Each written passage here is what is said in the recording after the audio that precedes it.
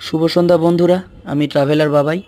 আজকে চলে গিয়েছিলাম ঘুরতে ঘুরতে কলকাতা বই মেলায়, মানে কলকাতা আন্তর্জাতিক পুস্তক মেলা, যেটা আপনার সেন্ট্রাল পার্ক আর করুণাময়ীর মাঝখানে হয়।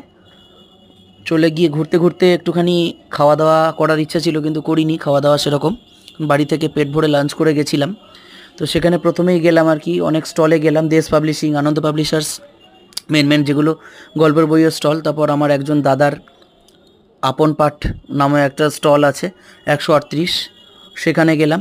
তারপর গেলাম ছাত্র সংগ্রাম যুবশক্তি স্টলে, সেখানে গিয়ে কিছু বই দেখলাম।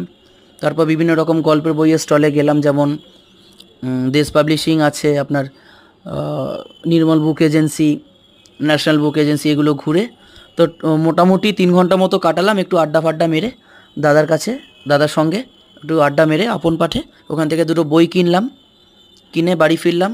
তো কেমন লাগলো শর্টসটা জানাবেন, আর লাইক শেয়ার অ্যান্ড সাবস্ক্রাইব অবশ্যই